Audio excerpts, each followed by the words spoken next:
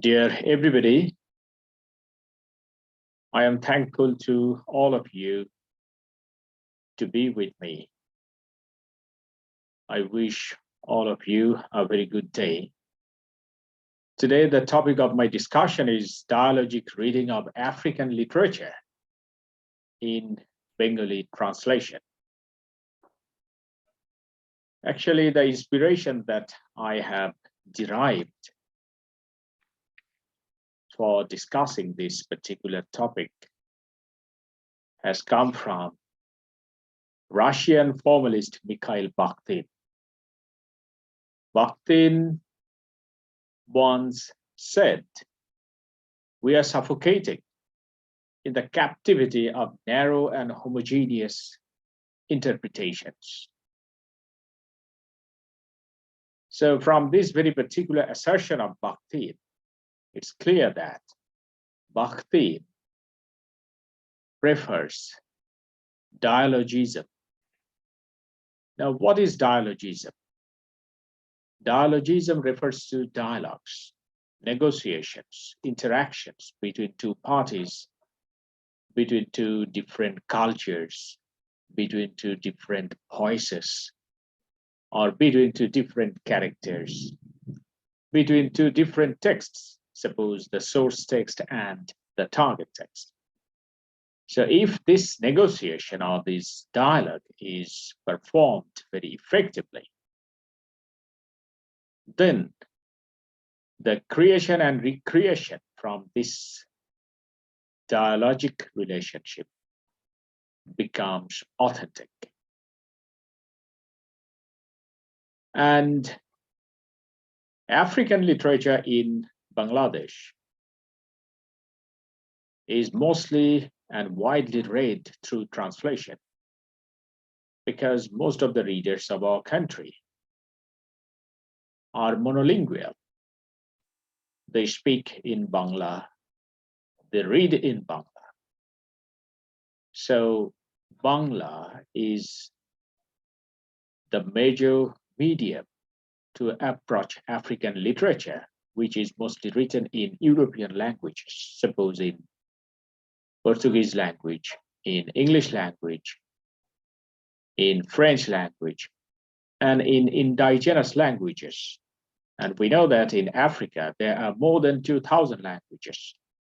So many writers, local writers, produce literary works in some of their indigenous languages, which are inscrutable to the Bangladeshi readership. So we, mostly the readers of our country, depend on our mother tongue, that is Bangla, to approach African literature. And a good number of readers have access in English language. So they also have the taste of African literature in English. Now, what happens when African literature is translated into Bangla?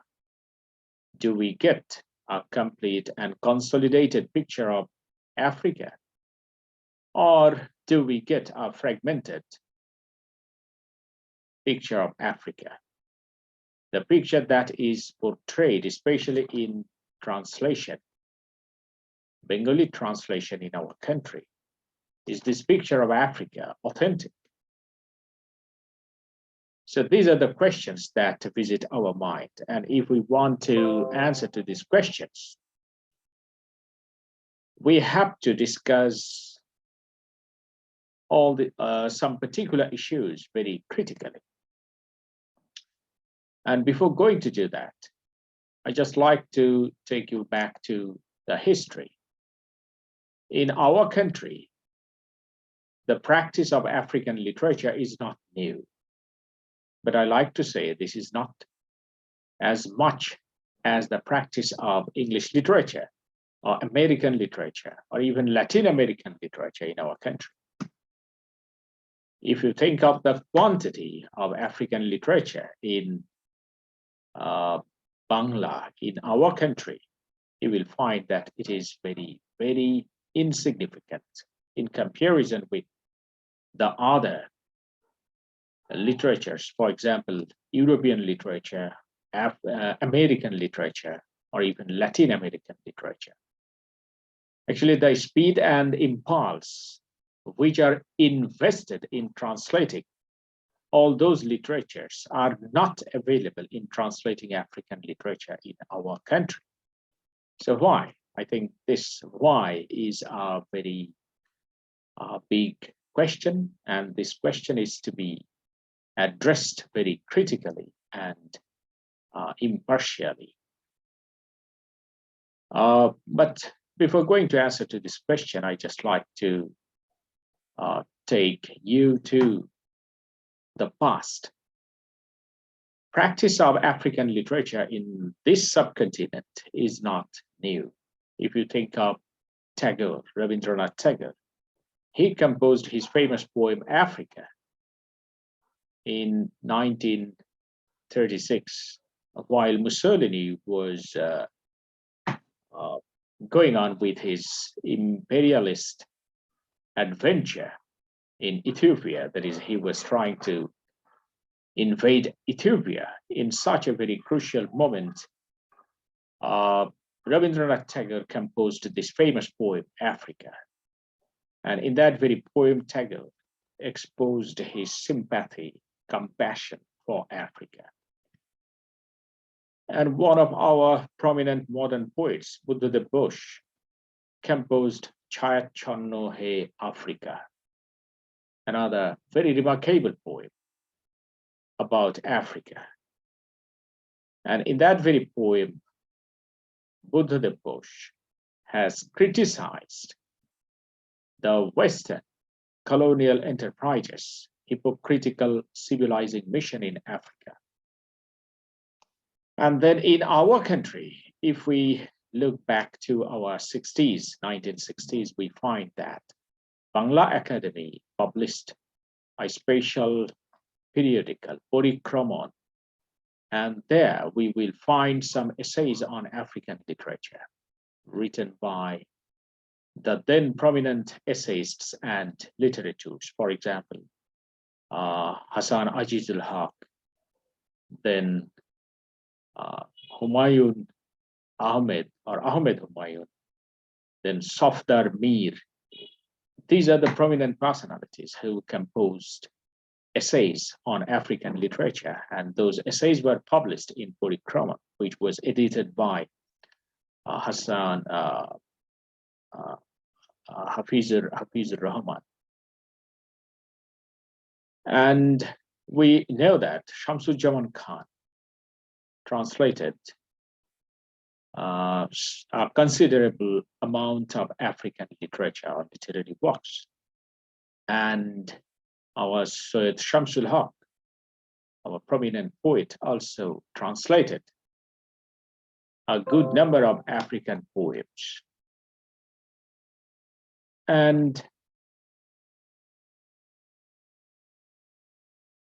then some other prominent writers of our country, for example, Kabir Chaudhary, then Asad Chaudhary, the poet, and many other writers and poets of our country, even Shamsud Rahman, translated a considerable number of poems from African literature.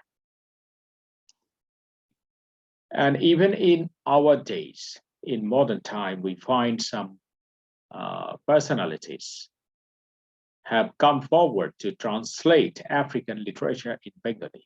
For example, Kajal Krishna Bandyopadhyay or Kajal Bandyopadhyay. Then Khalikuজ্জামান Ilyas and some other prominent translators have very powerfully handled this very particular corner of our academia, that is translation of African literature into Bengali language. Now I like to say about the quality of translation or the image of Africa which is presented in these translations Is it authentic, or is it complete or fragmented? These are the questions. And if we want to answer to this question, we like to know something about translation. What is translation? Translation is to be a critical activity, a dialogue, and it challenges the impulse of narcissism, by which every society and culture wants to be pure and unadulterated. It rather opens up the chance of crossbreeding and dysentery. And in her book, Reflexive Translation Studies, Translation as a Critical Reflection, Sylvia Cadieux has said that translation or translating is a process through which our literary work is analyzed and judged. Reflexivity in this view refers to the translator's reflection and judgment on the original work, to the role of translation as a meta text, to its function as a text commenting another text. So just think, translation is not only transformation of a text from one language to another language. Translation means creating a new text. Translation means recreation. Now, while creating a new text is the image of the source culture, source geography, source identity. That is the identity which is incorporated in the source text. Is it distorted, or is it lost, or it remains? Does it remain intact? Yes, these are the questions that usually emerge out of our curiosity while approaching translation. And we know that translation is never apolitical. And translation always inspires ethnographical and intercultural understanding. And translation immensely contributes to transculturation process, through which our community leads towards transformation. So translation also inspires transformation. Now, if the image of a nation, of a people, which is incorporated into the source text, if it is distorted, or if it is recreated, or if it is dialogically amalgamated with the target culture or target community, then what may happen? There may be a hybridized image of the source culture. And this hybridized image of the source culture cannot give the readers an authentic picture of the source culture, of the source nation or source country. And here lies the problem. Now, in our country, some of the translators, while translating an African text, especially some short stories by Chinua Achebe, as I have found, that some of our translators are imposing a native dialect. Suppose the dialect of a particular district of our country. They're imposing this native dialect upon some particular characters who are speaking in the native dialect of a particular region of Africa or African country. In this way, these translators are domesticizing the source text, and domesticity or domestification of a source text is really a threat to the authentic portrayal or authentic image of the source culture or source nation that have been incorporated into the source text. So this is really dangerous. Another important thing that we mark that translation, the act of translation has been mostly corporatized. If the publishers show interest in a particular text or some particular texts, those texts are translated by the translators. And in this way, only a few writers, major writers of the mainstream of African literature are translated in Bengali. So many other writers who are not of the major or mainstream of African literature do not find sufficient interest or even no interest for translation. So the image of African society that is incorporated in those writers is not complete, because a society is constituted by a lot of things, by the center and at the same time by the periphery. So if the periphery is discarded and only the center is focused, this attempt can never bring about a complete picture of that very particular society. And being controlled by crony capitalism or corporatization of economy, corporatization of publication business, translation, especially African literature in Bengali translation, does not get sufficient care. And in this way, we the readers do not get authentic ideas about African society and African culture. And another important thing is that the translators, most of the translators, are more interested in translating the prize-winning translators, especially the writers who have achieved or who have been awarded with the Pulitzer Prize or Booker Prize or even Nobel Prize. The writers with these prizes get much priority to the translators. So the translators translate these texts with much care.